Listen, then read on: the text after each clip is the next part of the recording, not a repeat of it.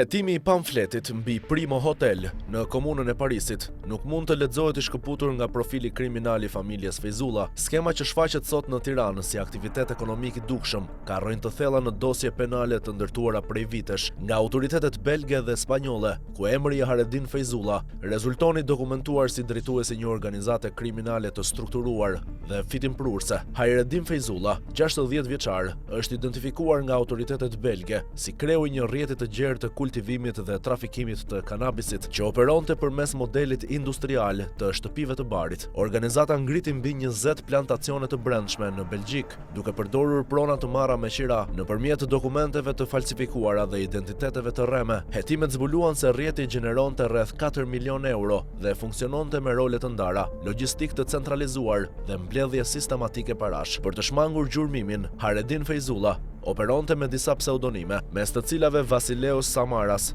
Spiros dhe Robotis Postolis, duke u paraqitur shpesh edhe si shtetas grek. Këto identitete rezultojnë të përdorura në kontrata qiraje, lidhje shërbimesh dhe lëvizje ndërkufitare, element që dolën në pa gjatë hetimeve në Bruksel dhe Madrid. Pas dënimeve të dhëna në mungesë nga gjykatat belge, Fejzulla u shpall në kërkim ndërkombëtar dhe u përfshi në listat e Belgium's Most Wanted dhe Europe's Most Wanted në Europol. Arratisja e tij përfundoi më 12 shtator 2024 në Madrid, pas një operacioni të përbashkët të ekipeve FAST të Belgjikës dhe Spanjës. Arrestimi konfirmoi jo vetëm profilin e tij kriminal, por edhe faktin se organizata vazhdonte aktivitetin dhe gjatë kohës që ai fshihej. Një element i rëndë në këtë dosje është edhe përfshirja e familjarëve. Djali i Haredin Fejzullës, Neim Fejzulla, u dënua nga gjykata belge me 3 vite burg për rol aktiv si asistent logjistik dhe roja e plantacioneve të kanabisit. Burg të cilin ai nuk e kreu kurrë. Burime policore belge dhe spanjolle kanë konfirmuar se familja funksiononte si një njësi e mbyllur operative. Në këtë kontekst, burime pranë hetimeve të krimit ekonomik në Shqipëri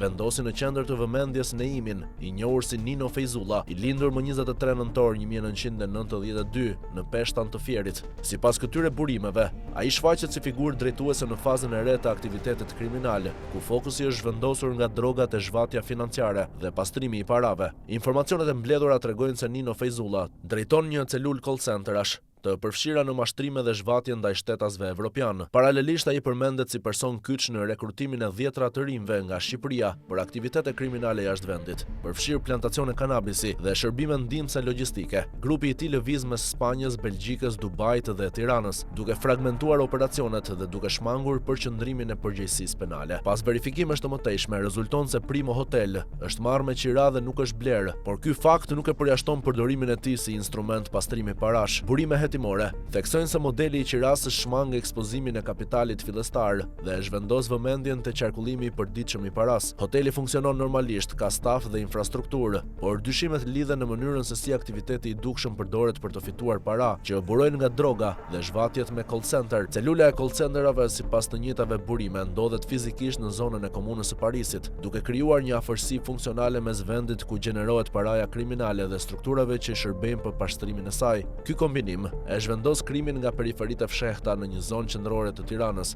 nën sy të publikut dhe larg kontrolleve. Burime pranë krimit ekonomik flasin hapur për korrupsion të drejtë për drejtë të shefave të policisë. Nuk bëhet fjalë për tolerim, as për neglizhencë, as për mungesë informacioni. Drejtues policor kanë ditur për ekzistencën e call centerave të Neim Fejzullës, për aktivitetin e tyre mashtrues ndaj shtetasve evropian, edhe për përdorimin e Primo Hotel si mbulesë ekonomike, dhe megjithatë kanë garantuar që asnjë kontroll real të mos kryet. Ky aktivitet ka vazhduar sepse është mbajtur i paprekshëm nga vetë struktura që duhet ta ndalonte. Në këtë skem policia nuk ka qenë spektatore, ka qenë faktor funksional. Prania e call centerave në komunën e Parisit, lëvizja e personave të lidhur me grupin e Neim Fejzullës, qarkullimi i parave dhe përdorimi i hotelit si aktivitet pastrimi parash nuk kanë ndodhur në fshehtësi, por në sy të organeve ligjzbatuese. Mosveprimi i përsëritur në një zonë të kontrolluar dhe monitoruar përbën vetë provën e korrupsionit. Primo Hotel nuk ka nevojë të jetë pronë për të shërbyer si instrument pastrimi parash. Mjafton të jetë funksional, të ketë staf, të ketë fluks ditor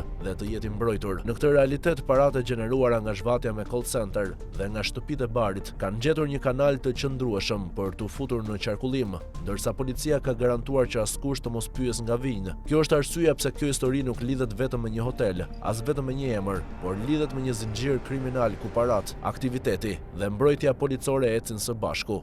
Dhe kur shefat e policisë bëhen pjesë e këtij zinxhiri, krimi nuk ka më nevojë të fshihet.